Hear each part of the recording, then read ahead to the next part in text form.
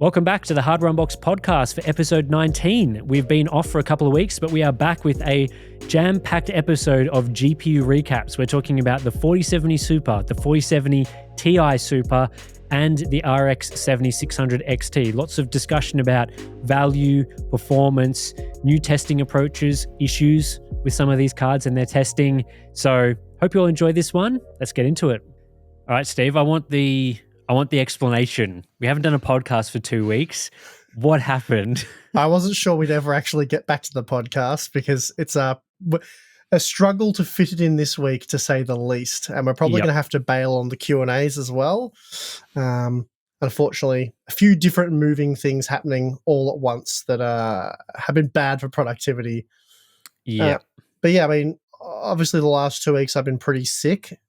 It would have been a struggle to do last week's podcast. Plus, I had so much work I was already struggling to get done. So, yeah, obviously catching a flu type virus thing is definitely going to hurt productivity. And then, this week we have multiple more reviews and new product releases and things that we have to cover. So that's keeping me busy. Also, I'm having to do, it's like the old days from like two years ago, having to do all of the work, which is, I didn't realize how much, well, I sort of did realize how much Balin was helping with editing videos and doing B-roll and all that, because I fully appreciate how long all of that stuff takes. But just a week, well, Balin got sick when I got sick, so he was sort of, he worked through it like I did, but he wasn't happy like myself. And then last week he went in for his surgery. So he had to have hip surgery. It's not a hip replacement, but long medical illiterate version is he was born with a bone defect on his hip. Like it's not round and smooth like it's meant to be. It has sort of a bit that juts out. And when placed under a lot of load, I guess downwards pressure and certain turns and maneuvers, it'll cut through the ligaments and do damage there. And that's what's happened, basically. He's been struggling with his hip for about 3 years.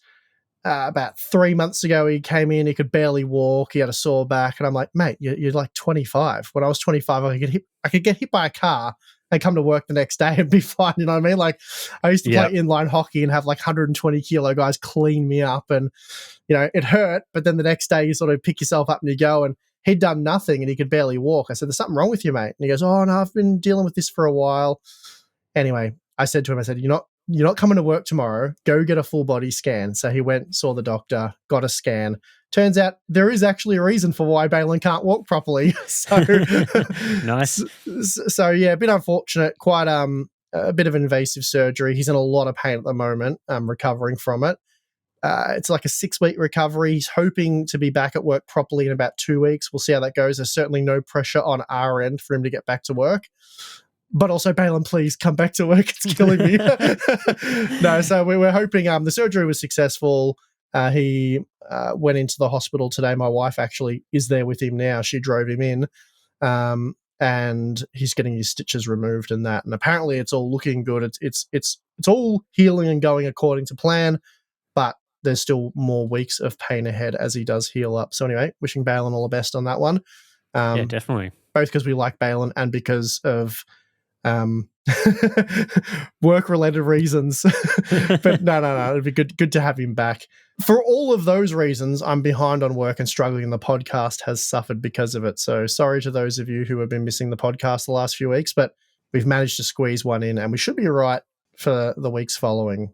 Yeah, I think so. I mean, it does mean that there's been a few GPU releases that we haven't been able to, I don't know, give a recap, give some additional thoughts, because, whenever we make GPU reviews, it's kind of like we have our opinions, like we're sort of testing the products, we see what we think is going to, happen, and then it comes to the release of the reviews and suddenly you see what everyone else is thinking. It's not just like other reviewers. It's like, what are people saying on like Reddit, YouTube comments? Are people buying the GPUs? Like when we say a GPU is good, are people actually going out and buying it, or are they having sort of different opinions?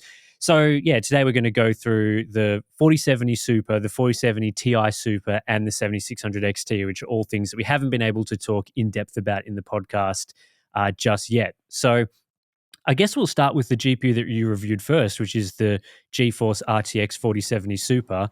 And I think out of the three GPUs that we've published reviews on so far, that's probably the best of the three. Mhm. Would you agree with that based on your testing and everything? Yeah, definitely. It's the most. Well, it's given us the most, hasn't it? Really. Yeah. So pretty easy.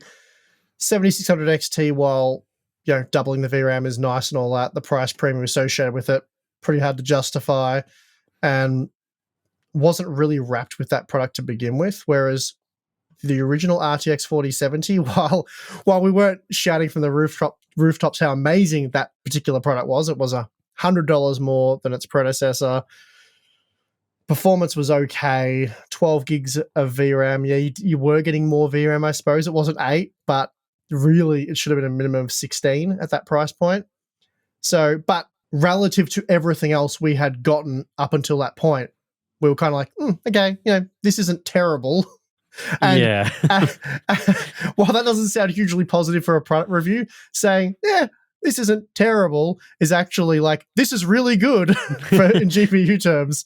So Yeah. the 4070 Super was already, it's based on a product that we already thought was one of the stronger products in the current generation lineup. And by boosting the performance by as much as they did, made it better. What can I say? Pretty much. I mean, I think a lot of reviews had the sort of sentiment that this is what should have launched when they launched the original RTX 4070, and the same sort of sentiment for the 4070 Ti Super as well. So, I mean, it's hard to know whether Nvidia was always planning on this being the sort of 4070 Super product that we'd be getting, or whether they had looked at sort of sales volumes and interest in the original 40 series and were like, well, we need to do some corrections on that.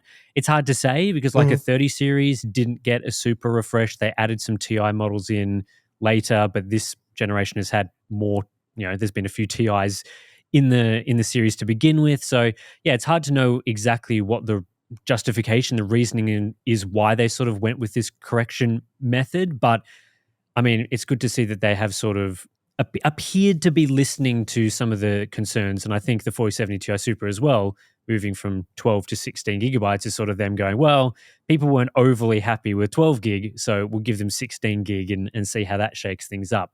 Mm-hmm. But it seems like general sentiment from buyers is that, while it's okay, it's not exactly flying off shelves or anything. It's not completely rejuvenated the GPU market or anything. It's very much like a product that's launched, it's released, people can see what it's offering, and people are like, yeah, okay, maybe I'll get one. Maybe there'll be some time in a few months from now where I'm interested.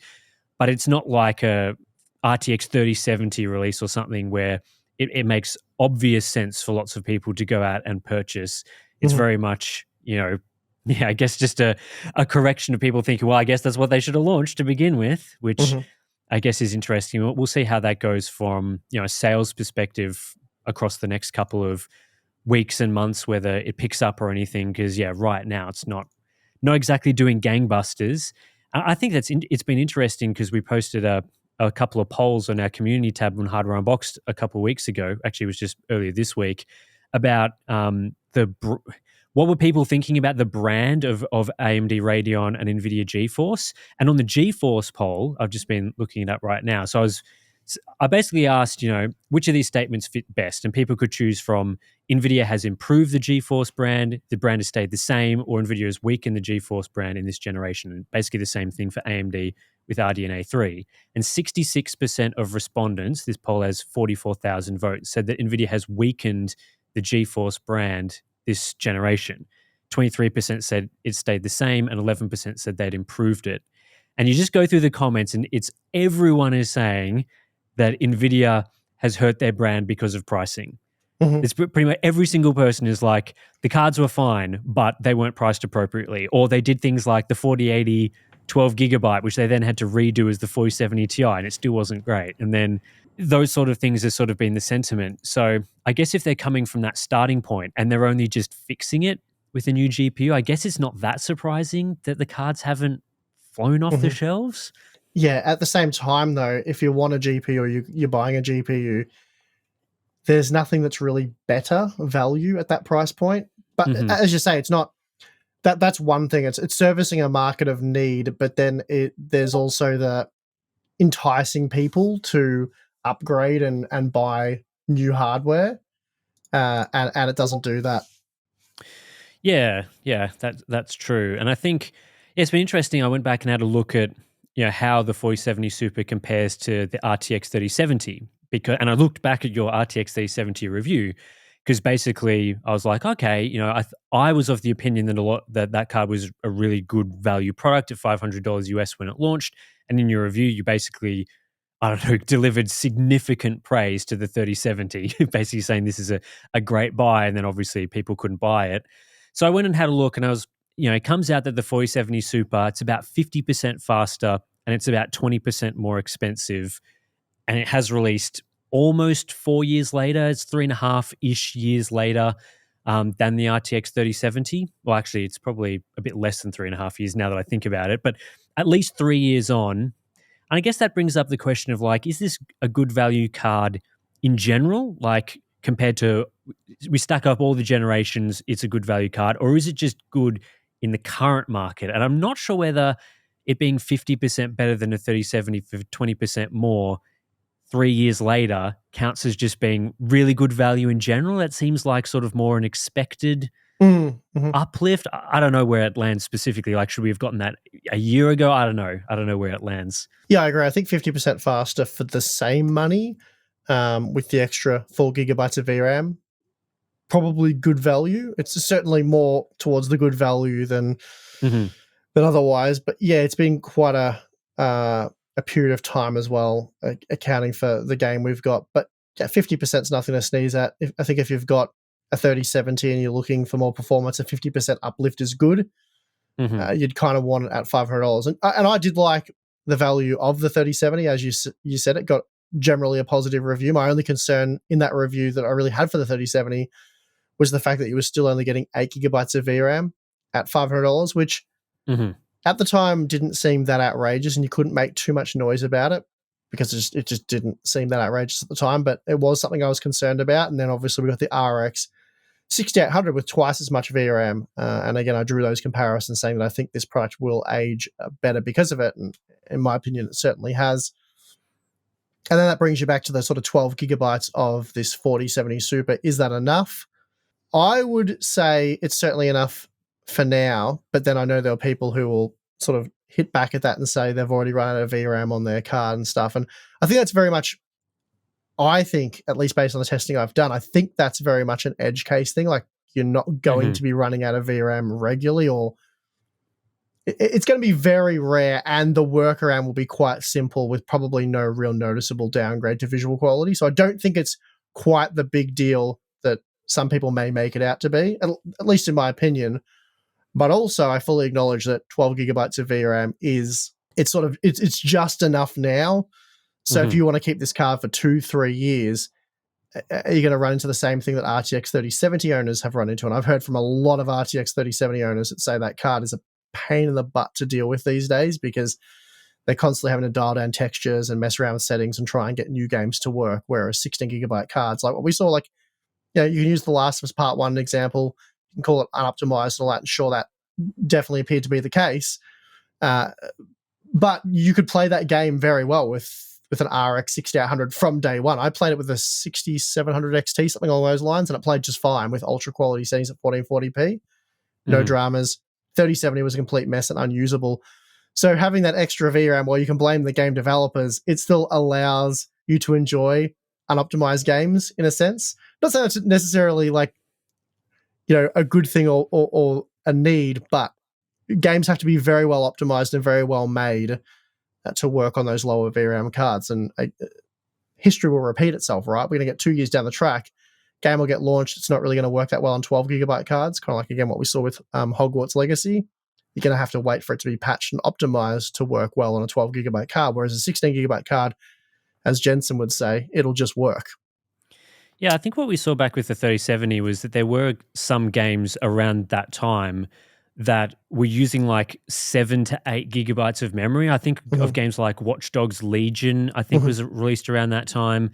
And that was, if you were using the ultra quality settings with ray tracing, 8 GB was right on the edge with that GPU. And I don't think we're seeing as many examples with a 4070 Super with 12 gigabytes of VRAM, where you're sort of right on the edge. It seems like most games using quality settings that can run on that GPU, even with things like ray tracing enabled and so on, 12 gigabytes is largely sufficient. Like there's probably, again, there's probably a few games where you can, really punish it by using, running it at 4K with frame gen, which uses more VRAM and ray tracing and everything. And it's like, it probably would use more than 12 gigabytes.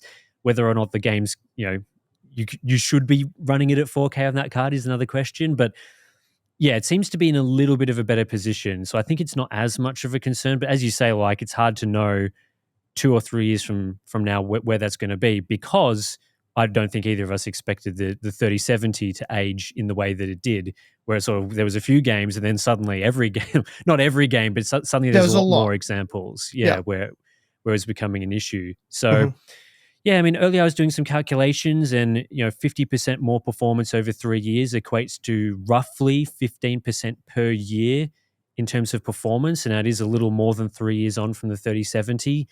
So, 15% per year, again, that's not even factoring in it being more expensive. So I think, yeah, it's sort of hard to say, is that card good or just good value right now? It's certainly one of the better products, and I think, yeah, it would have been better if it was $500 US. But then again, like the current price that it's released at has made other cards in this price range a lot less attractive. So I think the RTX 4070, you probably wouldn't consider that at $550, and the 7800 XT, it is now back down to $500 US. It's not the inflated price that it was for a little bit there. But even then, it's harder to justify those cards. And I think, as you put in the review, it kind of is the obvious choice around this sort of $500 to $600 price point. And if I had $500 to spend, I really would be trying to save up the extra $100-ish to get this product, as opposed to like a 7800 XT, or I think 4070s. I was just looking earlier, we're down around like 530 best case.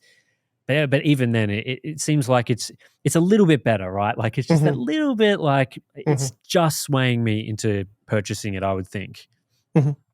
Yeah, I totally agree with that. I think if it was genuinely a really good value product, we probably wouldn't be asking the question, is it genuinely a good value product?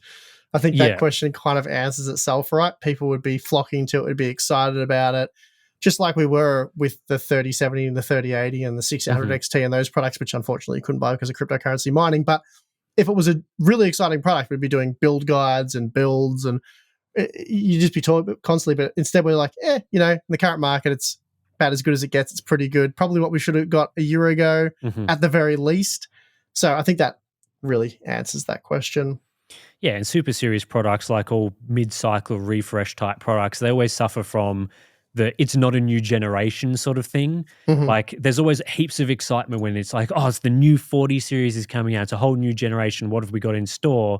Whereas when it's like, oh, it's just a super card, it doesn't, like, even if it was a really compelling product, it would probably suffer to some degree from that sort of lack of marketing and hype that surrounds a whole new generation. Let's move into the 4070 Ti Super, because I wanted to talk about the MSI issues that you had with the V-BIOS on the card that you reviewed, and whether or not, I don't know whether you've gone back and tested the latest V-BIOS or the different models. How's that? It looked pretty frustrating seeing that section in the review. You're like, oh, you get the last minute thing. How did it all play out? Yeah, very annoying. So I have gone back and done a lot of retesting. There'll probably be a video up around the same time as this podcast that goes into a bit of detail there and explains a few things and shows the changes in performance and explains what I think's going on and corrects a couple of mistakes that I actually made in that video as well, which was frustrating because, I put a lot of time and effort into that video, like re-updated all of our RT testing. That took ages, all the comparative data. Added a few new games to the rasterization sample. So, sunk a lot of hours into that. And I was quite happy with what I had produced. And then just the day before and again, I don't have Balin, so there's a lot more work on my end, a lot of editing and stuff. And I was just getting into the editing stage of it. So we done all the testing, the script work, the B-roll, the recordings, all that was done. and I was now just putting the finishing touches on it, and get the email from Nvidia saying that the card's potentially underperforming by as much as 5%. And I really, at that point, I was working to the minute. Like, I had no time to waste. It's like I had to get this edit done, because then you got to encode it, upload it, thumbnail, video description, the whole lot. And I wanted to obviously make the deadline, but at the same time, we can't put out a review if the data is actually wrong. So that was tough. So I had to drop everything I was doing, and thankfully I had the Asus Tough Gaming model on hand. So I thought, you know what, I'm going to chuck this in the test system. I'm going to start running the rasterized benchmarks at like 1440p, just as sort of a reference point to see how far out is this data. Is it 5% out? Is it more? Is it less? What are we looking at here? So I ran through the majority of our benchmarks, and I'm like, okay, so this result here is 4% stronger. That's annoying. But this one's 0. This one's 1. This one's no change. And then I added it all up, and it was like 1% faster overall, which is kind of what you'd expect to see between AIB cards anyway. So based on that, I thought, you know what? There's no way I'm pulling this video on 1%. Like, that's just ridiculous. I'll simply record a section now explaining what's happened, and that I've validated some of our data, and it appears to be very small differences, and go ahead with the content. So that's what I did.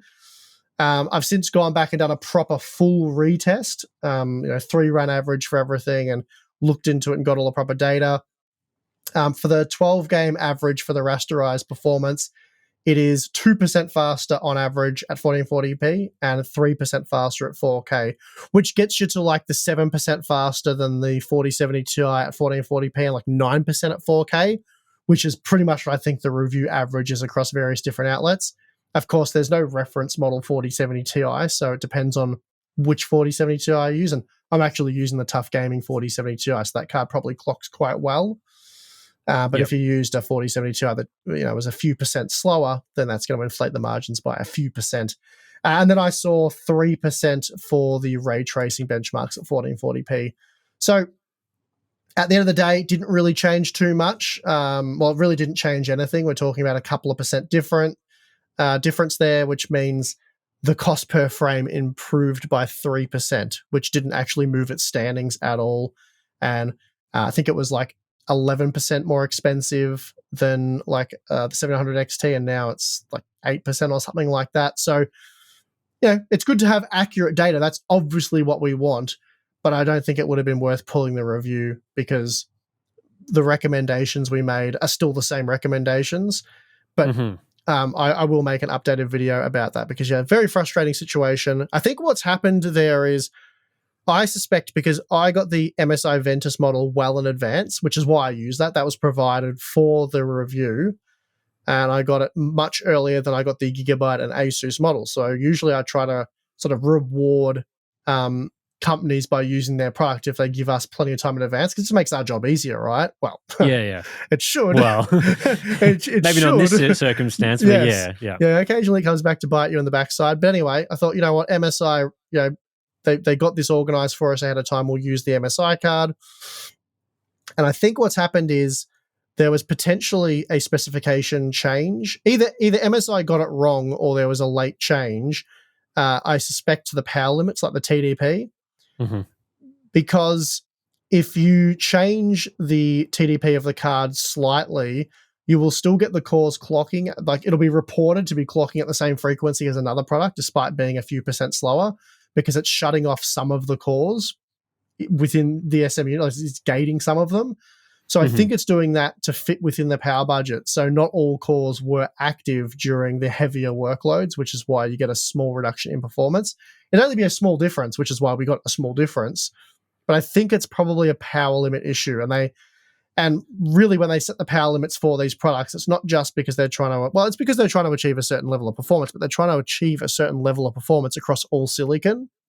And I got official reports back. I can't say by who, because it was sort of off the record, but I got official reports back from a company that the MSI Ventus issue was a bit weird in their lab testing, because they found some models some models were performing as expected. Some were 1% slower, some were 2% slower, and some were as much as 5% slower, which to me, again, suggests a power limit issue.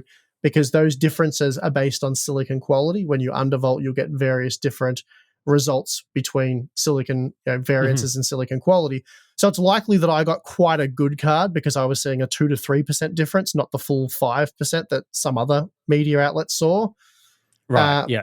So probably a decent model there. But that's what I think's going on. Not that it really matters, but probably initially they had a performance target in mind. They set a power limit, and then they realized that there would be more variance than what they would like to see for stock performance, because really they want to see like a maximum of like a percent here or there difference between various different cards running at the specification. There's not a 5% difference.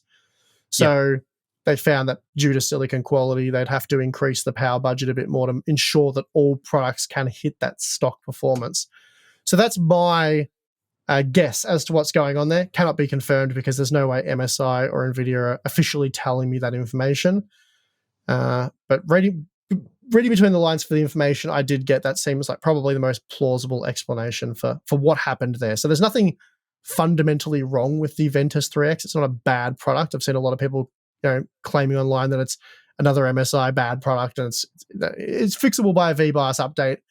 Takes a matter, I think it's like 20 seconds. You download the executable from the MSI website, run that, it'll flash the graphics card, reset the system, and the performance is restored. I suspect it just increases the power limits there. And away you go. Anyway. Yeah, it's a little bit unfortunate with those sorts of reviews, but at least it's not a situation where it significantly changes the conclusion of the review. It wasn't like an additional 3% of performance is going to make it suddenly a card that's worth recommending. There's pretty much no scenario where that will ever have any significant impact on the conclusion because, as we sort of said, things like, oh, it's 5% faster, so it's basically the same. Even if it was 5%, you probably would have got a phone call from me, and we would have gone over the data and seen what 5% means. Because that's, anything 5% or less, I've always said I generally deem a tie, but that's a bit different to providing the actual results. Like, I don't really want our results being out by as much as 5%. Like, yeah, of course, 2% is like 2 to 3% less than ideal, but yeah, I think that's almost margin of error. Like, that's just the difference of using one AIB model versus another AIB model, typically speaking. But 5% is where I start to get a bit iffy. Look, if it was 10%, there's no way the video would have gone out. Of course. We would have been a day late. We would have had to scramble. It would have been a nightmare. But yeah, 10% is far too much. So I think it also depends on how close the other products that you're comparing it to is. Like, if the card is by itself like 25% faster than the 4070 Ti and also quite significantly faster than, say, the AMD GPU at the same price, and we're talking a difference between like 23% faster versus 27% faster, it gives a little bit more leeway, I would think, to having the results being out by a few percent if it's like it's so far ahead that it wouldn't have changed the conclusion significantly, because you're going from it's much faster to it's much faster, but now a little bit more, a little bit more performant. But I think the issue why you wouldn't want to see 5% or especially 10% with this type of product is that we were comparing it to a card that really should have only been about 10% faster. So if you're talking about if it was 5 versus 10% faster, it does kind of change things a little bit, because 5% faster is kind of a nothing burger. You're kind of like, okay, well, they haven't really made a card that's all that impressive, whereas closer to 10%, it's more like, well, it is 10% faster and it's got more VRAM, so that kind of changes things. But just luckily, the margins only being 2 to 3% didn't really change the position versus the 4070 Ti or the 7900 XT all that much. So yeah, I guess you got a little bit lucky there. And to be fair, Nvidia got lucky as well, because it seems like a lot of the day one early reviews across the board were using the MSI model. A few people had used, the Asus model or Gigabyte model. I think Tech Power Up covered a couple of different models on day one. So yeah, those sort of things are frustrating for the companies as well. We've seen it with, I think there's been some AMD GPUs that have had last minute, price or performance adjustments. Was it the 5600 XT that they changed something at the last minute and all cards need an update? That's right. 5600 XT was a core clock thing, so they all needed BIOS updates. And then the RX 7600 that was slated to be released at $300 US. Obviously, seeing where the RTX 4060 was, they decided to discount it by $30. That was annoying. So they gave us a last minute we've decided to change the price. So yeah, frustrating things like that happen all the time. So it's not the first time we've had to deal with this. I guess it just it stung a bit on this one because it was a big review. I decided, you know what, for these higher end cards, we really do need to overhaul our ray tracing benchmarks. So I added more games, newer games, Alan Wake 2. We got Ratchet and Clank in there. I moved Avatar. Like I just the week before spent a day benchmarking Avatar to be in the 12 game average. So there's 16 GPUs. And then I deleted all that data and moved it to the ray tracing benchmarks. So I had to only test a few extra cards, but then I had to replace it with some other game. And a lot of people wanted Call of Duty Modern Warfare 3. So that got added in.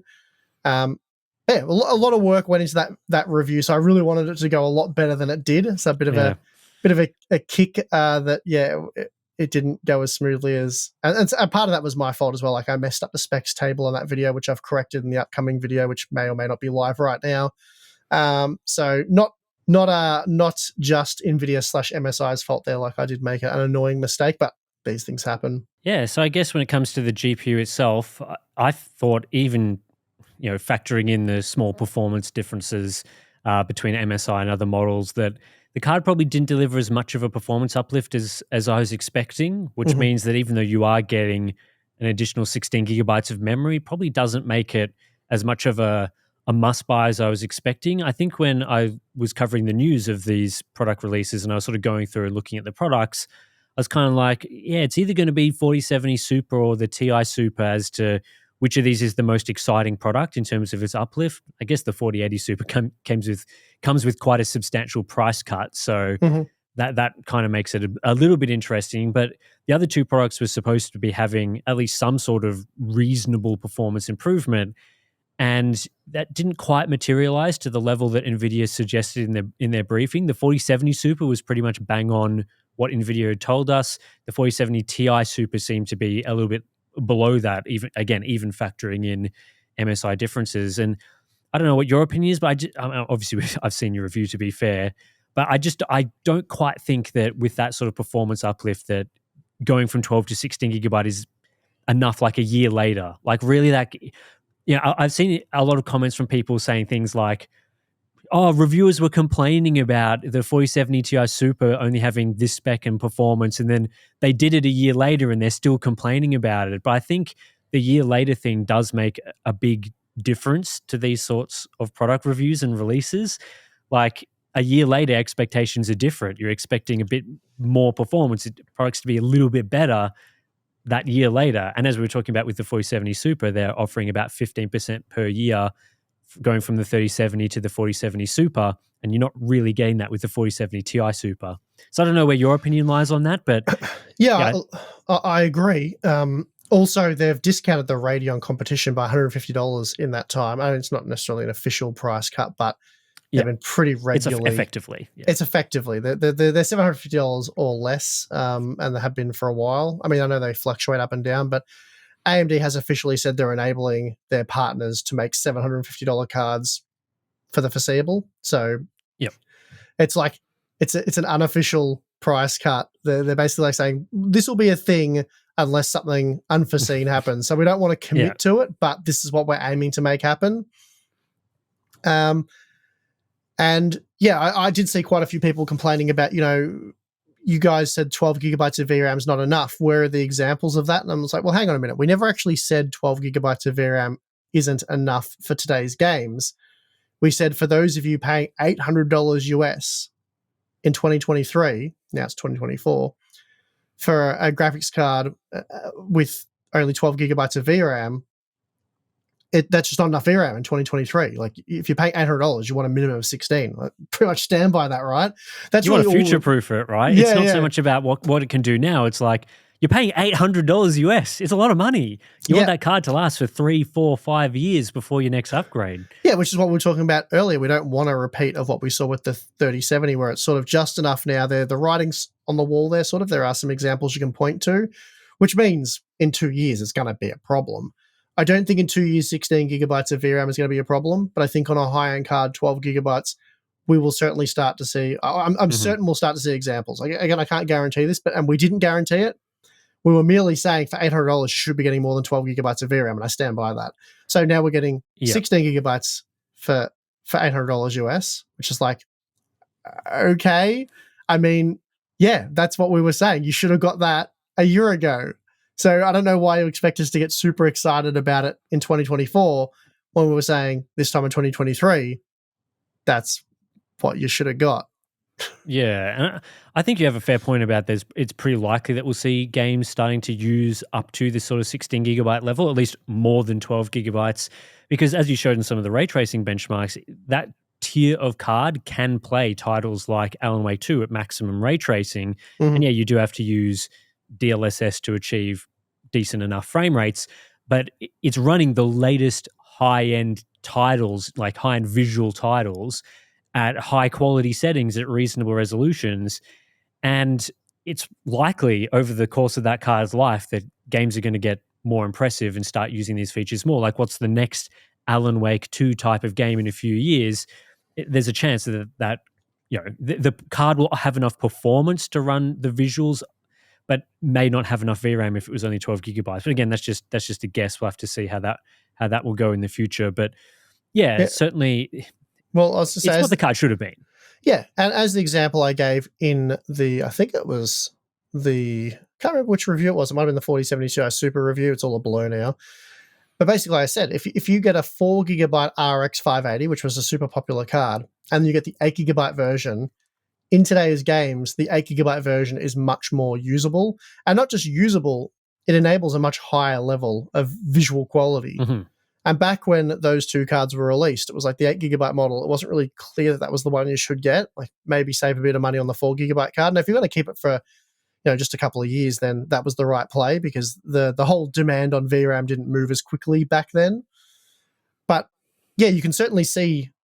Like I guess there's a couple of like conflicting opinions or misconceptions with this. Like people think that first of all, if you put a lot of VRAM on a card like a 7600 XT, which I'm sure we'll talk about soon, that it can't use the VRAM because it's not powerful enough. The memory bus width isn't wide enough. There's not enough bandwidth. But that's simply not true.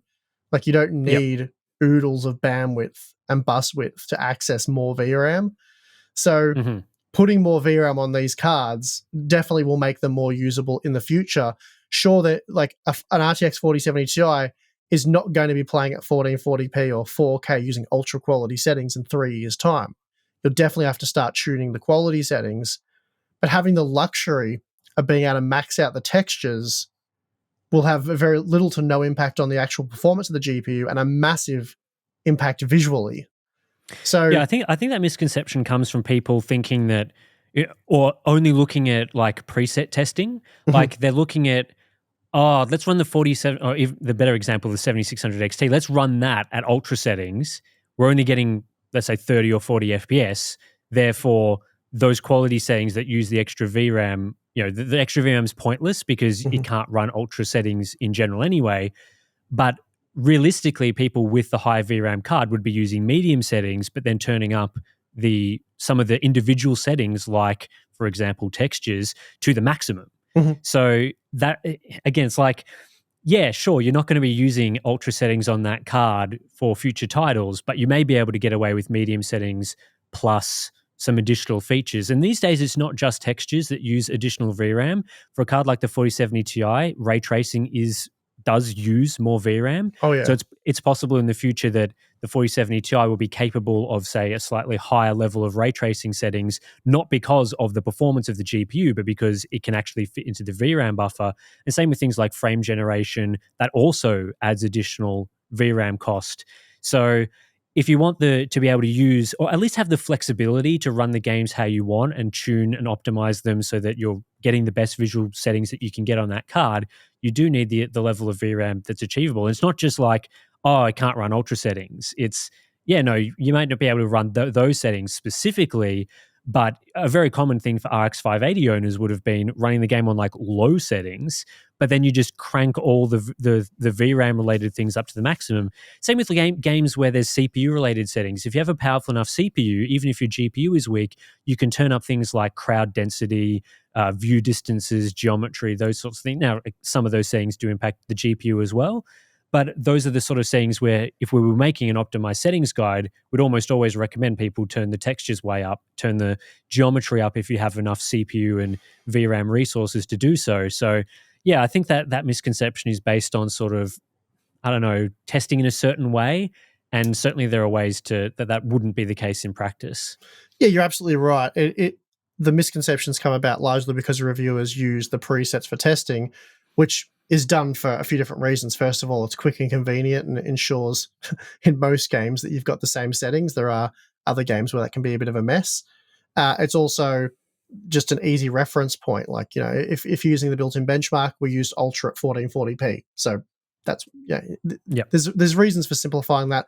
But I think a good video that would help with this misconception and just be really educational, interesting at the same time, would be to take either a 4 gigabyte and an 8 gigabyte, whether it's an RX 580 or maybe even my favorite card like a 6500 XT, or even a 5500 XT, maybe a better example. I think that was available in 4 and 8, wasn't it? Yeah. Yep. Take a 4 and 8 gigabyte graphics card with the same GPU and then do exactly what you've suggested you would do. So maybe select the medium preset and see how the 4 gigabyte card works with that, and then do the same on the 8 gigabyte card and max out stuff like VRAM. And then it's less of you could still do the FPS comparison, but it's less about the FPS comparison and more about the visual comparison at comparative FPS numbers. Yep. So what card can this do? What can this card do, and then what can this one do? And you'll probably find with the 8 gigabyte model that you'll get similar or better performance with better image quality.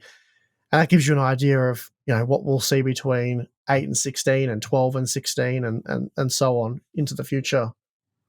One of the things I also wanted to talk about with your 4070 Ti Super review, and that you've touched on a little bit, is the updated ray tracing testing and the sort of, I think this is the first time that you've used this approach, and I thought it was pretty good, probably worth a bit of a discussion about, was first of all expanding the number of ray tracing games, which I think, we look on Reddit sometimes, we do see people saying like, why have you tested that range of games specifically or haven't included this game? But also the move to, I believe with your 4070 Ti Super review, you've now started to include DLSS and FSR in the benchmark charts, provided that the game isn't capable of 60 FPS.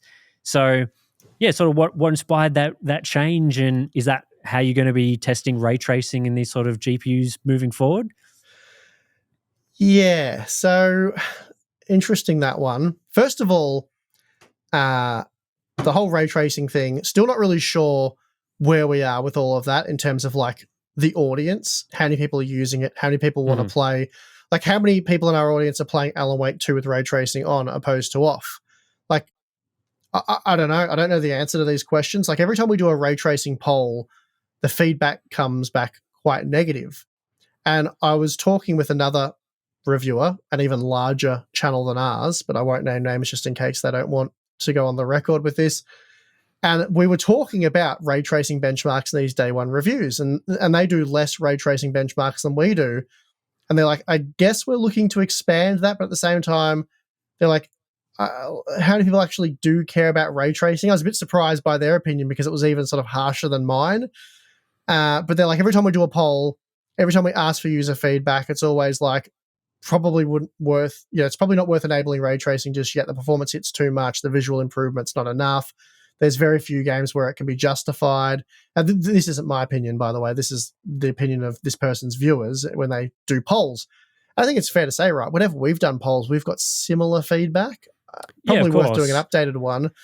I think part of that is due to people who are using, the majority of our audience are not people with 4090s. They're people with lower tier GPUs. And I think the people who have been using 2060s, 3060s, even like 3070s and those class of products, they've turned it on. They're just like, this isn't, my card isn't powerful enough for this. So I think a lot of that feedback has come from that perspective, which I imagine will shift as, these GPUs do get more powerful. But it's fair enough if someone's got a 3070 or a 3060 and they've turned on ray tracing, they're like, so I'm getting like 30 FPS now and my VRAM is exceeded. So that wasn't worth turning on. This is a really, really big problem with this whole ray tracing, even upscaling discussion, because and I know we've talked about this before, but how useful it is, how well it works, all of these things hinge massively on really the product. So upscaling, ray tracing, they're awesome. Get excited about them on your 4080, upcoming 4080 Super, RTX 4090, because your base frame rate's really high. You're playing at a high resolution, so therefore upscaling works really well. Because you're already at a relatively high base frame rate, things like frame generation tend to work well, or at least a lot better than they do at lower end. So you're getting the best possible upscaling, frame generation, ray tracing experience you can get, which makes sense, right? You're getting the best product. You paid for it. Yeah. You've paid for it. But then you filter down, like, you can start even getting to like 4070 super class products. And it's like Alan Wake 2, for example. So I've got the results here. The 4070 Super, playing Alan Wake 2 at 1440p using the high quality preset, no ray tracing, no upscaling, just native 1440p, it only gets 67 FPS on average. Now, for me, I know Alan Wake 2 doesn't need a lot of frames, but you still look around, explore the world, which I've done. I've played Alan Wake 2. For me, Alan Wake 2 really needs to be played at 60 FPS. I'm not paying $500 plus for a sub 60 FPS experience. And Alan Wake 2 is just an amazing looking game. So I don't want to compromise on the visuals either. I really want to enjoy the game as it's meant to be played with those high quality settings. So 67 FPS. If you enable ray tracing with DLSS quality, so you've got upscaling at 1440p, you're looking at 46 frames per second. That's maximum settings, is it? Like That's maximum ray tracing? That's maximum everything. So I know you can, you could probably tune the ray tracing there. Then we start getting into sort of complicated scenarios where, like, how much better is that than native? And, of course. Because we're talking about 46 FPS there with upscaling. So you could enable upscaling in the non-RT benchmarks and get much more than 67 FPS. You'd be getting a high refresh rate experience at that point. So it's like, already there it's questionable. Then once you get down to like a 16 gigabyte RTX 4060 Ti, all bets are off. Like that card's getting 44 FPS at 1440p without ray tracing. So with ray tracing and upscaling and everything, you're getting 30 FPS. I'm just not playing at 30 FPS. 44 FPS, it's like, okay, I can look around and it's a bit jarring. I'm not loving it, but it's certainly better than 30, okay? 44 FPS is much better than 30. Bigger number, better. But yeah, that's where these sort of ray tracing discussions get a bit, I don't know, you tread into sort of muddy waters there, like how it's great to get excited about path tracing and Cyberpunk 2077 and the amazing experience in Alan Wake, but how many people are actually getting that? I think too many people attribute to what you see with a 4090 to a 4070 and a 4060. And absolutely. And I think, as I was saying earlier, it is a lot of those opinions of people thinking ray tracing isn't worth it are based on people with the lower performance class of GPUs. And it gets very complicated, right? Because it goes beyond what you've just been saying, because it then goes into not just, let's play on the ultra settings and let's add additional ray tracing effects until we get to the level of performance that we're satisfied with. It then goes to, well, what about running on like a medium preset, but then we've turned on ray tracing effects? Oh, yeah, God. And then people, some people being like, well, I can technically run ray tracing on my 4060 because I'm using effectively the low preset, but then with like one ray tracing effect enabled. Which and then looks worse, right? That definitely looks worse. Yeah. So it becomes a big, discussion of, it's all subjective at that point, right? Like, do I want a game on low settings with one ray tracing effect enabled, or do I want to go ultra with no ray tracing, or like what level of performance am I satisfied with? And these are all discussions that we're having because these cards in general are not fast enough for ray tracing, right? Like, we wouldn't be sitting here being like, do we test low with one ray tracing setting or no ray tracing, or, as you've used in the past, things like Cyberpunk with medium ray tracing settings. We wouldn't be testing those settings if GPUs like a 4070 can run those really well. We'd be cranking them up to like ultra ray tracing. But it becomes a point where, like, how useful is it to benchmark a 4070 in Cyberpunk's path tracing mode because it just can't run that experience very well. So you have to be sort of balanced. Like maybe people want to see 20 FPS in the charts. Like, is that what people want to see? But I think most people want realistic sort of settings. And I think for reviews moving forward, it's going to be a situation, maybe the next generation will be much more powerful, right? But where the focus for lower tier cards is going to be ultra, high to ultra settings without ray tracing, because realistically, that's the sort of performance those cards are capable of. Then for the medium, the mid-tier GPUs, you're going to start, potentially going one step up with the ray tracing, like your Cyberpunk with medium ray tracing, like turning on, in like a Jedi Survivor type game, you enable the little checkbox that says ray tracing, you see what it can do. And then with, the 4070 Ti Super, you're starting to introduce maximum ray tracing settings. You're looking at scaling and things like that, because that sort of matches where the sort of classes that people would be expecting. And as someone that plays a lot of single player games, to me, as you were talking about with Alan Wake 2, I'm not wanting to compromise the visuals in that game to run at like 120 FPS. Like I personally would much rather run closer to 60 FPS and enjoy the nice ray tracing visuals. So, but 30 FPS is kind of out of the question. I agree with you; it's not a good experience in that game. So, so long as and this varies between people as well. So when you're saying I want 60 FPS in my ray trace game, another person may say I'm fine with 40 FPS in Alan Wake 2 with the ray tracing settings enabled.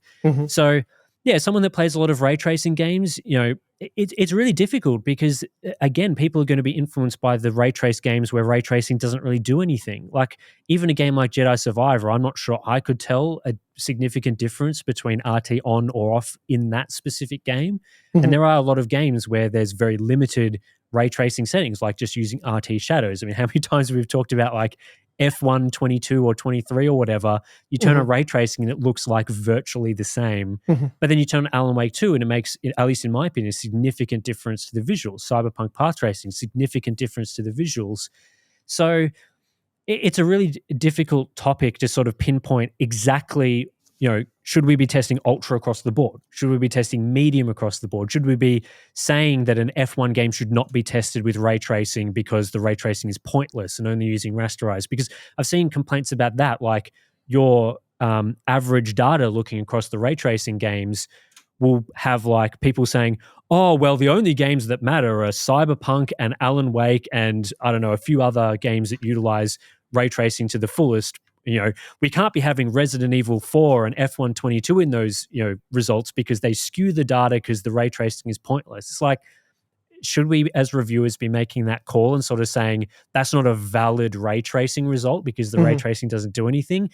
It becomes, this is a very complicated discussion, but I think at least from as a single player gamer, I think the higher in the stack you go, the more the ray tracing should be cranked up as much as possible. And I think how you did the 4070 Ti Super review, where you were testing things like Alan Wake 2, maximum ray tracing settings with upscaling, that's exactly how I'd be using that card. Like I wouldn't be playing it at 120 FPS with no ray tracing with maximum upscaling so that it runs really well.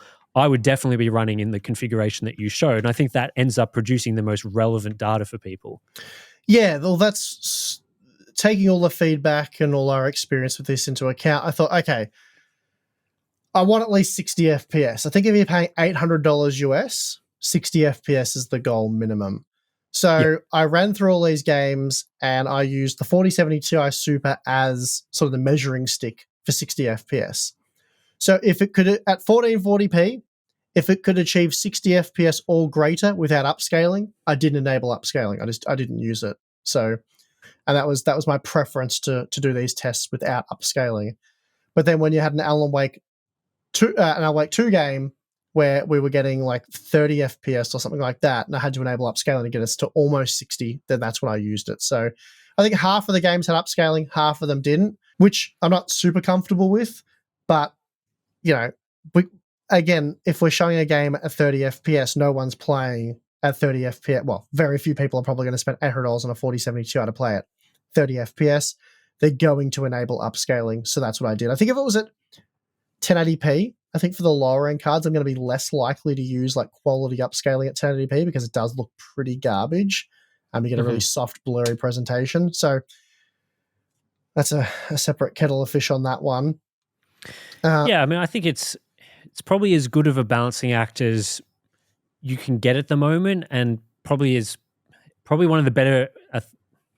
I guess I'm tooting my own horn here because I work for Hardware Unboxed, but it's probably one of the better approaches that I've seen to doing this testing, because I've seen testing that's enables DLSS and FSR across all the configurations for ray tracing. So no matter what the game is, it's always tested with those features enabled. I've seen people do it where there's none of that's been used, and I think this mixed approach where the ideal scenario would be testing all of these apples to apples, mm, no upscaling or the same upscaling that's been used. We've talked previously about how people got very upset when you used FSR for all GPUs, because Nvidia owners rightfully are saying things like, I would never use FSR on my GPU.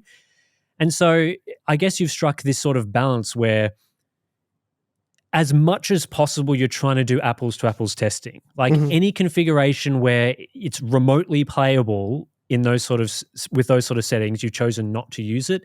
But then in the games where, yeah, okay, it's 30 FPS, it's not, the data's not that usable or relevant to those buyers, you've sort of shown, well, you can also achieve this using upscaling, and you're getting 60 FPS. Because, of course, people who are getting 60 let's say you've tested the game, you're not using upscaling, you're getting 60 FPS. That's at least showing you that that's possible, but also you could obviously achieve more with upscaling, so people can factor mhm, that in. But yeah, like it's kind of hard, right? Because I've never been all that keen on sort of those, let's turn on path tracing and show 20 FPS examples, because it's not that useful. mhm. But then I'm also, I'm sure you have a similar opinion, not super keen on the whole where you're kind of giving an advantage to AMD because FSR doesn't really look quite the same as DLSS, so that's always a challenge. But with the way that these games are sort of being, the way that they are at the moment, the way that the high performance tiers are going, and the way that these settings, the real, how realistic it is to actually play with those settings enabled, I think that your approach is the best balance that you can kind of get at the Mhm, moment. Like, mhm. I sort of squirm a little bit because I'm like, yeah, I still don't really want to have the FSR inflation. It's almost like inflation in the charts. It's not ideal, but I mean, Yeah, yeah, there's no win there, because there's no win. if I Yeah. don't use DLSS, Nvidia fanboy or Nvidia fans or whatever you want to call them, get very passionate and jump up and Hmm. down and get upset. But it's like we're doing that because we think it's unfair on Nvidia because we can't enable DLSS on a 4070 Ti, but then not enable upscaling on a 1700 XT. Like you can't do that. Yeah, So no, it's not just about like appeasing fanboys, right? It's also trying to think about what's the right way to test these products. mhm, And you can certainly make a case to go multiple different ways. Like, do you show the most apples to apples, or do you show the most relevant scenarios for the users of those cards? mhm, Like, neither of those, I would say, are absolutely 100% correct, especially if you're talking about a situation where potentially apples to apples is giving 30 FPS. Like, that data is, as I said, not overly useful. So yeah, I mean, it's a tricky one, because I think on the lower, as you say, the lower tier, the lower configurations you go, the less that approach is going to work, because you mhm. start getting into 1080p upscaling. Are people realistically going to be choosing to use like even just minimal levels of ray tracing on those cards? It's hard to say. But for the higher tier cards, I think it's a good approach. It's sort of, as I said, a good balance. Mhm. We'll see what people think of it for other Well, GPUs. that's what I'm going with for now. Obviously, there's still a few problems there because some games end up being CPU limited even at 1440p. But it's like Hmm. that I can't do too much about that. And then there's also the thing where Resident Evil might be a bad game to include because it isn't that great with the ray tracing. But then you're sort of opening yourself up to, well, then just how viable, how useful is ray tracing as a feature? Because if you're saying, oh, you can't use that game, can't use that one, you can't use that one, like Nvidia has heavily pushed ray tracing into as many titles as possible, so they can go, look at our catalog. We have 300 games this year with ray tracing. But if only three of them you're arguing, like Alan Wake and Cyberpunk, are worth enabling it, how much of a feature is this really when you get down to it? You kind Hmm. of, I mean, like those people who are making those arguments they're almost doing themselves a disservice if they're trying to use ray tracing because they want Nvidia to do better, but then they're saying most of these ray tracing titles are crap fake ray tracing titles that don't really use ray tracing. Then you're buying an RTX 40 whatever GPU for ray tracing for how many titles? Like, Yeah. if you got down into it, how many titles is ray tracing actually useful in? Yeah, I mean, it's hard to say. It's something that I've wanted to look into for a little while now, and other projects have gotten in the way at times of that particular content. But yeah, I Like, mean, I don't know the answer. Like, yeah, I don't know the answer either, and I think it's not necessarily up to reviewers to make that call anyway. It's kind of you're showing the performance with the feature enabled, and people can make a judgment call. You know, I mean, you're showing all the data, right? Like if people want to skew their information towards a Cyberpunk or Alan Wake 2, performance testing, it's in the charts. People can look at it and be like, well, the Nvidia GPU is 40-50% faster, so that's why I'll make the call. But maybe there are people who as well are sort of looking at it more across a variety of titles and going, well, even though, an F1 or Resident Evil game isn't using ray tracing all that significantly, I might still enable it anyway because I'm not interested in 200 FPS. I'm fine with 120 FPS or whatever, and I'll just enable ray tracing and call it a day. And that's certainly, I think when I played Resident Evil 4, I turned on ray tracing, even if it made I didn't really look into the visual difference. I'm like, I've got enough FPS, I'll turn that feature on. So I'm sure that's how some gamers would do it. And there's plenty of mid-tier titles as well that I think are sort of forgotten in this. Like Avatar doesn't use path tracing, for example. It does use ray tracing. It looks pretty good. Hogwarts Legacy isn't as performance intensive as, Alan Wake. Still looks pretty good with its reflection effects and things like that. And there are games that there are plenty of examples where, you're not getting maximum ray tracing experience, but one effect may be a little bit improved. And then, there's some games where shadows do nothing, but I think it's good to get that balance across the variety of games that you show in those charts. You don't necessarily want to just show all the games that only deliver maximum ray tracing. You're giving people a balance. They're getting the information. It's similar to like, only including all high-end, visually impressive single-player games versus a variety of games, including games like Call of Duty or Fortnite and things where you're targeting a whole different set of performance targets and quality settings. Like it's still valid to include those games, even if you're not necessarily going to be running them on ultra, you may run them on low. They're still useful data points for people to have in those reviews. And ultimately the viewer can make the decision about which of those games is most relevant and important to what they're buying. So that's how I sort of see that. But yeah, I do want to look into it at some point to sort of see, if we test 30 games, what percentage of the top tier ray tracing titles do ray tracing really well. So we'll get to that at some point. That'd be good. We'll wrap this one up with the 7600 XT, which is, I don't know, probably the least exciting of the GPUs. It performed a little better than I was expecting, being just an overclock of the same. I know AMD sort of said that it would perform like this, but I was a little bit surprised even in the announcement when they were sort of saying, well, the die configuration is the same, but we're getting, however much, I think they said maybe like 10% more performance out of this exact same GPU die. And as we saw from your review, it didn't quite hit 10%, but it did provide more performance. So yeah, that was at least something, I guess. Yeah, I mean, obviously they did the overclock just so it wasn't like an RTX 4060 Ti situation where if the extra VRAM's not required, it's just the same. And because they've tacked the XT on it, not wanted to call it a 7600 16GB, which would be a bit weird releasing that product a year later, but that's what they've done. It's just difficult to test because basically whenever you do need more VRAM, it is a much better product. And I think it'll be a much better product. It's going to be what we talked about earlier, similar situation to like the RX 580, 4GB versus 8GB. The 8GB product is hands down worlds better today, and eventually the 16GB version of the 7600 XT will be much better as well, but it's going to be a while into the future. And it's definitely not a case where the VRAM's not usable, it hasn't got enough bandwidth, it hasn't got this, it hasn't got that. Like that 16GB VRAM buffer is valid and effective and will be put to use eventually. The question is, how useful is it today for that class of GPU? And the truth is not terribly useful, especially because this card isn't a ray tracing monster, the complete opposite. And yeah, there aren't too many games with huge texture packs that will leverage that bigger buffer. It's a really good product in the sense that it's mismanaged. So as I said in my review, really what AMD should have done is release the 7600 XT at maximum of $300, preferably Yeah. less. But let's just go. Let's try and keep this within what's, I didn't want to say reasonable, but whatever you want to call it, whatever they're likely to do. Let's just say 7600 XT a year ago. That's what the 7600 should have been. Should have been same performance with twice as much VRAM, because at least there's something there to draw you towards that product over the RTX 4060. It's like, do you want the better ray tracing performance on a card that really isn't that good at ray tracing? Or do you want the guaranteed extra VRAM buffer, which will see the card age better and allow you to do more in the future?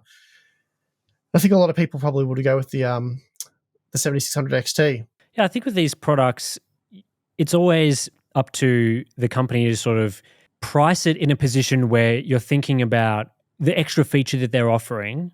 You know, do you go with that at that sort of price? And you want to make it so that, you know, generally speaking, you are incentivized to go with the card that offers you the additional feature. So, you know, when you're looking at something like 16 gigabytes of VRAM, yeah, it's not going to be useful in every single game today.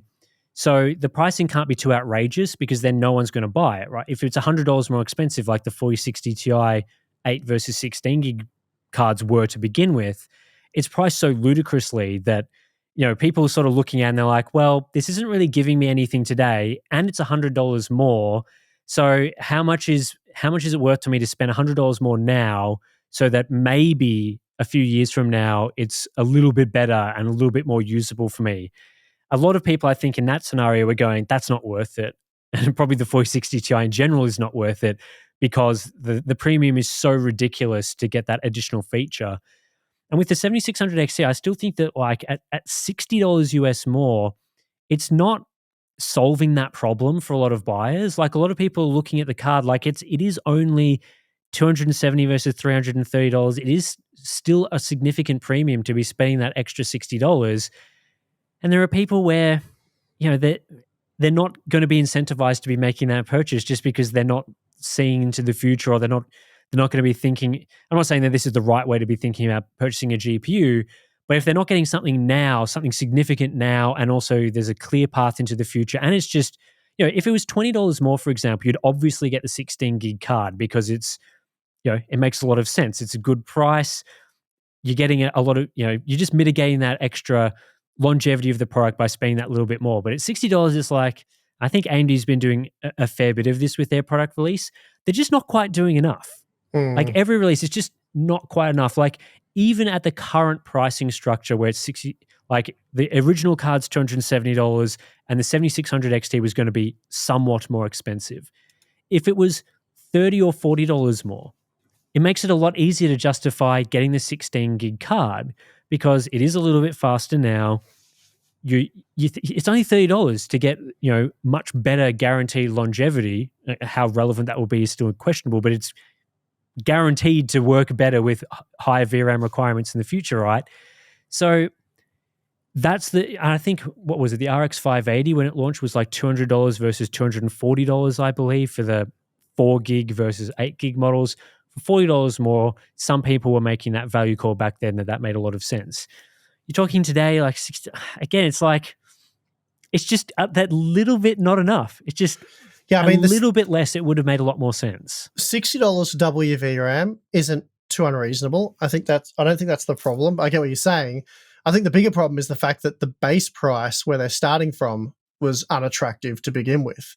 Like, we weren't sitting here saying, well, the RX 7600, amazing, good value, entry-level product, must buy. Yeah, it was meant to be released at $300, which is laughable. Then they discounted it last minute to $270. At $270, we're like, really? Like, to get excited about this, it's like $230 product maybe, which would make a 16 gigabyte version like $300, which is sort of what we've been calling for. But it's uninspiring for a ton of different reasons. I mean, do we even like the RTX 3060? Because that was $330, wasn't it? Same MSRP. So. Wasn't amazing. I think that wasn't an amazing product, and this is like 15% faster. Yeah, it's got an extra 4 gigabytes of VRAM, but 12 gigabytes on the 3060 is perfectly acceptable. So, did you say it's like 3.5 years? Man, it doesn't seem right. Is it really 3.5 years since that product dropped? At least 3 I think the years? 3060 was a little bit later. So It's got to be about 3 years though, right? I think it'd be, I mean, I can just have a look right now, but I think it's around 3 years, wouldn't it? Yeah, so if it's 3 years, you're effectively getting a 15% performance bump with probably similar quality ray tracing performance. Yeah, so the RTX 3060 was released on on February 25, 2021. So it is indeed almost 3 years. Yeah. So let's just say 3. Yep. Yeah, you're getting 15% more performance with a 6700 XT over a 3060 after 3 years for the same price. I mean, admittedly, there was the cryptocurrency mining boom, and I'm not sure you could actually buy a 3060 for $330. Mm-hmm. But I mean, that's the MSRP. That's what the product was targeting. So had there not been, had there not been the cryptocurrency boom, you would have got that product for that price, which is the point. Yeah, I mean, they're not, and this is another issue with AMD releases, is that they're still not competing overly well with their older RDNA 2 generation products. Like, the reason why the 7600 is not particularly attractive at $270 is because for as low as like $190, you can get the RX 6600, and then 6600 XT, 6650 XTs have been around that $230 to $250 mark for quite a while. So they effectively released the same product and it was more expensive. And these cards, it's not like these cards are quickly sold out. It's not like they launched the 7600 XT and then within a couple of weeks or months, the 6600 XT was unavailable. There's heaps of stock today. Like they're not even inflated prices. You can go buy 6600 for $190 right now. And you have been able to for over a year. Mm-hmm. So the fact that they can't, the fact that they're not super competing with, as you say, the 3060 from 3 years ago, it's very unimpressive relative to that product. They're not competing that well with the 6600 series products. They're not competing well with the 6700 XT because that card's faster and has, forget the 3060, get the 6700 XT because it's faster and has 12 gigabytes of VRAM as well. Mm-hmm. The strategy that they're going with doesn't seem to make a lot of sense to me. Like, are they sort of releasing these products that no one is really getting all that excited about so that they don't immediately destroy the RDNA 2 sales because there's still too many of them? Or are they just content with not selling very many GPUs and they're just sort of going around vaguely matching what Nvidia does? It seems like there's been so many of these sort of missed opportunities where all they need to do really is it could even be 5% more, 5-10% more, and these products become much more attractive, and they're just, I don't know, not doing that. Like 7600 XT at $300, yeah, conversations are being made. At $330, it's like, okay, cool, let's move on. What's the next GPU sort of thing? Yeah, exactly. And it's just a weird market at the moment. Like the incentive for people to rush out and buy something is so low. Mm-hmm. You can go back almost a year now, and 6700 XTs have been $350 US. Yeah. You're talking I'm looking here on PC Part Pick, you can go back 260 days ago. That's a lot of days ago. And you can buy one for $350. So what's making you want to rush out and buy one of these things for $330? You could have got more performance for roughly the same price almost a year ago. And I mean, I'm only looking at one particular model. I mean, I haven't looked at a whole heap of models. It's possible it sounds right though. It sounds right for about $350 for a while. Mm-hmm. I think this is, I've talked about this a few times, is sort of the incentive to upgrade. Like, what are you doing to change someone's mind? Because if someone hasn't bought a 6700 XT at this point, what are you doing to change that person's mind? If someone is, let's say someone has been looking at the current market of 8 gigabyte GPUs at this price point, and they specifically want something with more VRAM at this price. Like, that was the hold up for them. They're sort of going, I don't want 8 gigabytes. I'm definitely going to buy something with more. The 12 gigabyte 6700 XT has solved that problem for those buyers, and it solved it for, as you say, 260 days or potentially more at a very similar price. So someone who's been wanting that level of performance, didn't want a card with not enough VRAM, has had that option or the 3060 for quite a while now. So when a new card comes out, you have to change people's minds. You have to change the minds of people that were waiting, because people that were waiting will just continue to wait if there's not a more attractive product to go with. So if they're releasing this card that doesn't really do anything for anyone and doesn't change people's minds, it's just going to sit on shelves. Like unless the 6700X, unless they make a real push to get rid of that card from the market, and by that I mean like, let's say they cut it to $270 or something, they just flood them out the door, they change the minds of all the people until the stock has run out, and then the option is the 6600 XT or the 7600 XT with 16 gigabytes of memory. That's one way you can start, changing people's mind. Maybe a new buyer comes to the market, someone's looking to build a new PC, that's the option. But until that happens, like, it makes no sense. Like, at least the super GPUs are potentially changing the minds of a few buyers. Like someone that had around $500 to spend, they didn't think a 4070 or 7800 XT was doing quite enough for them. The 4070 Super is genuinely faster. So you're getting a little bit more for the same price. 4070 Ti Super, again, not great, but at least they're offering a little bit more performance. The VRAM thing has been adjusted and changed. So maybe that's changing someone's mind. Maybe the VRAM issue changed someone's mind. The 4080 Super is going to do that as well. Someone that wasn't keen on spending $1,200 on a 4080 is now going to be able to get similar performance for $200 less, potentially changing someone's mind. What the 7600 XT, the 7600, even the 4060 to a large degree when that was released, it's not changing. And that's the issue with the low-end GPU market, the entering mainstream GPU market for some time.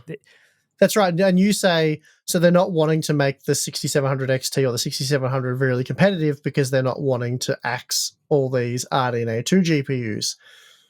But how many RDNA 2 GPUs have they got to sell? Like, how many of them are still, how many 6700 XTs are still out there? Like, jump over to Newegg right now, and it's insane the amount of brand new models that are currently, there's 2 models that are out of stock, the Sapphire Pulse and the Power Color Fighter, which are probably 2 of the cheaper models, which makes sense. But for $330, there's the ASRock Challenger. There's a slightly different version of the Challenger. That's actually probably just a different seller. So there's the Challenger. There's the Challenger Pro for $5 more. For $340, there's a different version of the Challenger. Then you've got a Speedster model from XFX for $350. So there's still quite a few models in that range. The rest of them are sort of $500 and more, so you can probably ignore those.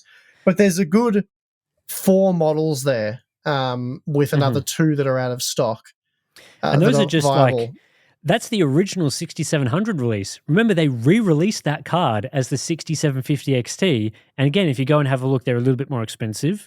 So you're looking at more like $370, but there's an XFX model, an ASRock model, a Power Color model, an MSI model, all in stock for below $400 US. Yep. So we're talking about, there must be a lot of them. Like, gotta be. There's got to be. And like, I guess that part of this is why these companies have taken so long to release their lower tier cards. They've refreshed some of the lower tier cards now. At least AMD has done that. They're taking so long to do this because they don't want to just write off a whole bunch of this stock and take what I'm guessing. Like, I'm guessing a 6700 XT at $250 is selling it at a loss. I don't know what it has cost them to manufacture that, but it can't be a good value proposition for the company. But it comes to the point where you can't just keep having these cards stay in stock for a long time, releasing a new model to try and mitigate the stock from not being run out, because then they're just like, what are they going to do with the 8600 series? Are they going to do this again? So then there's now 3 generations of cards that are all effectively the same because they keep releasing cards that are so unappealing that people are just continuing to wait on it. So stock keeps building up and they keep having to do this tactic. Like, it's crazy that we're a year on, in some instances more than a year on, and we're still talking about these previous generation GPUs that are on the market. Yeah. And it's like, it is good that, a 6700 XT was not always a $330 GPU. Like, that card's MSRP was $480 from memory. So it has come down a lot. Things have adjusted. AMD's been generally on top of adjusting prices so that it makes sense. But, they've got to at least do something. And I guess this is where it'll be very interesting to see what happens for future generation products because, something has got to change. And I think a lot of these discussions about, low interest, people not really picking up like $600 4070 Supers and things, I think there's a lot of hangover in the GPU market from people that recently, especially during COVID era, spent a lot of money on a GPU. They did a big upgrade. They've Mhm. bought something and probably cost them a lot more than it should have during that time, and are now sort of sitting around and looking at things and being like, well, I spent a lot of money on my GPU, right? Like, there's just there's nothing here for me. There's nothing here that's really changing that discussion all that much. And especially if I just spent like $1,000 on a 3070 or something 3 years ago, it's like, oh, I've invested a lot of money in this whole PC gaming thing, and just I have to wait until something more appealing comes around. So that's the sort of market that we're in at the moment, and that's why I Mhm. think that people aren't being super incentivized by some of these products, and things of they're trying to balance a few too many things, in my opinion. But again, I'm not working at AMD, so I'm not someone that can sit here and just be like, 100% absolutely they should slash the prices of these cards, because who knows how much that would cost them to do that. But yeah, if they're only targeting like new PC builders, there's only so many new PC builders that you're sort of getting, like people first into building their PC who are not thinking of upgrading and have not been in the market for 4 or 5 years. They're just going, well, this is what it is today. So many people are upgraders that, yeah, if you're not offering something Mhm. for upgrades, you're probably not going to be getting too many sales. So cool. All right. We'll take a break. We'll come back in a moment and talk about our very boring lives. Okay, Steve, we're back. It's been a couple of weeks since our last podcast, so surely you've been doing some interesting things or not so boring things in your life at the moment. What's been happening? Well, I've been sick for the last 2 weeks, which is why there's been no podcast. I've been dragging my feet and trying to get as much work done as I can. It's been very unenjoyable, and that sucked. So I guess that could come under boring life stuff. I'll tell you one story. So it was about a week ago, and I was halfway through this flu thing that was, giving me headaches, making me drowsy, sore throat. They were pretty much the common flu symptom type things that I had with this particular one, which I got from Balin. So shout out to Balin. Thanks for bringing that to work, Balin. Um, anyway, I'd been either cooped up in the house, sleeping, or out here benchmarking, trying to get all this day one review content done. So kind of a miserable way of going about it. Anyway, we had a nice afternoon, and I said to my wife, you know what, I'm just going to go for a walk around the backyard. For those of you who don't know, I've got a 5-acre property, so it's quite a big backyard. It's on a hill. I didn't have much energy, but I just needed to get outside, some fresh air, and go for a walk. So that's what I did. So I'm going for a walk around the backyard, quite enjoying myself, looking at the garden, seeing all the new growth on the plants and stuff. And I got right down the bottom, which is about 250 meters away from the house, and something sort of stung me on my belt, like, you on your belly where your belt goes.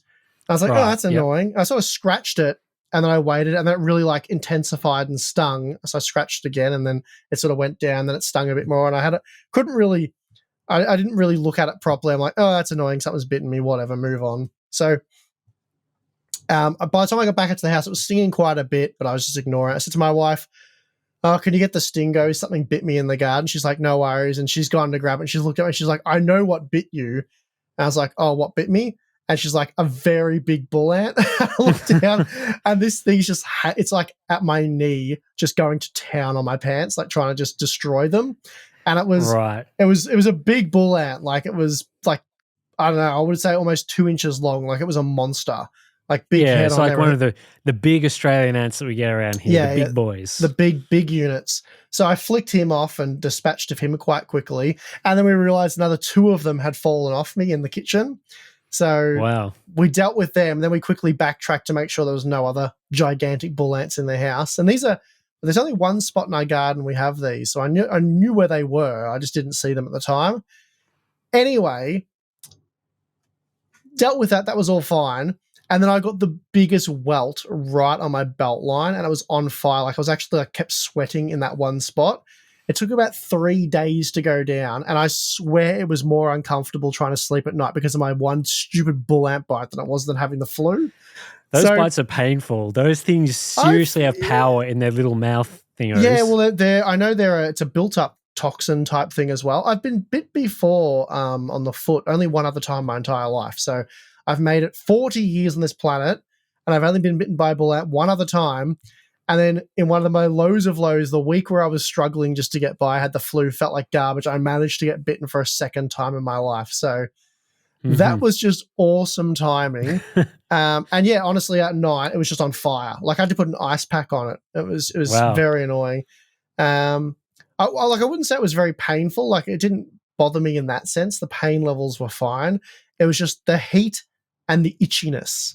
That was more torturous than the pain, if you know what I mean. So anyway, come to Australia, folks. We got lots of love stuff here, lots of interesting stuff here. You can get bitten by a big ant. I mean, I prefer the wildlife we have than a lot of other countries. Like, you know, I survived my bull ant bite just fine. I'm not sure I would survive a bear attacking me or like getting impaled by like a moose or something. Like, there's really no animals in Australia that can kill you in that sense, like a bear. Like, what have we got? We got like a dingo, snakes. No, but I mean like you mean like getting hit? I mean like bodily harm, like torn apart. Yeah, there's nothing that'll tear us apart except for like a great white if you're swimming in some areas. I guess like and maybe like an emu would be the closest. Not that like where are emus like. Emus and cassowaries are pretty... and kangaroos, I suppose, but... A kangaroo could kick you, and yeah, cassowaries got that big bumpy head thing, and they're supposed to be very aggressive. I don't think emus are that aggressive. No, but they're big. The likelihood of running into those animals in most parts of Australia is very remote, and then when you do, them attacking you is probably even more remote. Yeah. Whereas there's certain types of the year where things like, you know, bears and whatever... Probably fairly high probability that they would attack you. In any case, I'm not an animal expert. I'm just saying I don't want to fight a bear is what I'm trying to tell you. Yeah, that's right. There's no Australian animals I'm aware of that will go through your bins and open up your car, and if you're in your car, will just like rip the door off. Just like casually rip the door off. It's in like if you're in a 1v1 with a snake, especially like any of the snakes we have here, you're likely to win. You just need a decent pair of trousers and some good boots. Like, game over. But slap them away and stuff. And they're very scared of people. Yeah, that's right. I mean, we see tiger snakes and deadly snakes around here all the time. Not a problem. Like, they see you and they're like, nope. And they just head in the other direction as quick as possible. Yeah, and they're not like anacondas. Like some people think Australian snakes are like really big and fat. Like the deadliest ones are like small, thin, little piddly things with like the worst venom, but they just run away. Yeah, like, and if you were in a 1v1 arena with them, you would kill them effortlessly. But yeah, a good pair of trousers isn't going to help you with a bear. Yeah, that's right. So, I think that the best indicator here in Australia is that we do not need animal-proof bins. All of our bins are just normal wheelie bins. We're not worrying about kangaroos coming down the street and opening them up. Like I see kangaroos around here often. Like they're around the area, but you see them and they're just like, okay, I guess do anything. Yeah. So prefer deadly toxins over something that can rip you limb to limb. Like, so that's true. How did we get on this conversation? Well, out at my place, I've been thinking about doing a bit more home automation type stuff. So a couple of weeks ago, I installed a weather station at my house so that I can, track rainfall and temperatures and things like that at my exact house. You are an old man already. I love it. So yeah, it's kind of old man behavior, isn't it? So I put it up in the garden on this pole, and it's been going well so far. So step one was to get the data so I can use it for watering and things. But I've got like soil sensors and all sorts of things. It's been interesting to track all this stuff and love it. Yeah, it's been surprisingly helpful. It tells me things like the UV index, so it knows like, oh, I should probably put on sunscreen or not at this exact time and things like that. And you should put on sunscreen whenever going outside, Tim. You don't need a weather station for that. That's pretty much true. If it's the middle of winter and you're going outside, mate, just SP50 cake that crap on. Yeah, I'm pretty pasty. I'm no better. So I'm not picking on you. I probably do need a sunscreen in most conditions. But yeah, eventually I want to have like automated like watering taps and stuff that will be like, if there's been less than this amount of rain, then it will use water from my water tanks and just automatically water plants and stuff, especially like my veggies and fruit trees and stuff. So yeah, eventually I'll get around to doing the rest of that. That's probably like, months and months in the future. I'll get all that stuff installed. But yeah, the first step was getting this weather station. And yeah, it's been relatively interesting to sort of see exactly what's been happening in the garden and put some sensors around, some indoor sensors, outdoor sensors. I just love sensors. Sensors are great. Tim's like, he's like, I like this new garden thing we're doing. I can see that tree's growing well. That looks good. But what I really need is some sensors to confirm this data that I'm visually seeing. Yeah, exactly right. It's like, do I really want to stick my finger into the soil all the time to see like how dry it is? No. And is that very easy to do? Of course it's very easy. It takes me no time at all. I could very easily do that. But instead, I could just spend hundreds of dollars on sensors and put them around the place, and then I can save myself the minutes of time it would take me to assess that. So no, I'm all for it. yeah, so yeah, it's been good. Cool. Eventually I'll do some more of home automation type stuff. And a lot of people are very into the sort of making everything automated. I'm not going to automate everything. I'll just start with something very simple, get some better watering things going. Because I wanted to install more like irrigation type things around the place just to make it a bit so I don't have to stand around with a watering hose and just water things, just have a pipe that does it all. So yeah, complementing that by automated turning on and off makes a lot of sense, I think. But we'll see how that goes. Apart from the vegetable patch, we employed a different strategy. We have no irrigation for all 5 acres, despite having a 5-acre garden. It's just all natives. And it either survives or it doesn't. So, that said, you get about twice the amount of rain per year than I do. Yep. So I have to be a bit more careful with the whole... but I mean, like most of my garden is also natives or drought tolerant type stuff. Drought tolerant plants. So I don't need to water, like gum trees obviously don't need watering and things like that. I just leave them. But yeah, like the fruit trees and things, I want to maximize my yields and things like that. So if I've got an apricot tree, I got a massive haul of apricots this year. And I think part of that was fertilizing and watering it properly. So if I can continue to do that, then yeah, I think this year I took about half of them off and I got about 5 kilos off it, which I thought was pretty good from this relatively small tree. So I reckon there was probably about 10 kilos on the tree this year after 0 the year before. So if I can get that, keep that going, then I'll be pretty happy. So yeah, love the gardening stuff and that sort of things. That's my exciting thing from this week. And I think in the future I'll talk about, I switched over my Threadripper system to AM5 recently for my editing rig. So I'll talk about that in a future podcast because there's probably a few things to go through with that sort of switch over. So yeah, I'm keen to hear about that because I did obviously a similar switch over many months ago now. So I'd love to hear your thoughts and what you've encountered. Yeah, the pros and cons of doing that. So I'll talk about that in the future episode, but we were jam-packed in this one with GPU content. So that's it for this one, I think. It's been a good episode. It's good to get back into doing the podcast. We like having these chats, and when you're sick and it's just me by myself, gets a little sad. So it's good to get back and have a chat. And yeah, we'll be back next week, I think, to talk about the 4080 Super and a few other different things that we'll be able to talk about next week. Yep, that'd be good. Yeah, plenty of stuff. So yeah, for everyone who isn't aware, probably people who've listened to the end of these podcasts know that you can get them as the audio version and the video version. So the video version on the Hardware Unboxed podcast YouTube channel. It's a separate YouTube channel. You can see our faces if you really want that experience. Not sure about that, but yeah. And then the audio versions, Spotify, Pocket Casts, RSS feeds, Apple Podcasts, all those usual places, and they do typically come out slightly earlier on the audio version. So yeah, thanks everyone who's listened to all of this one. Really appreciate your support, and we'll see you next week.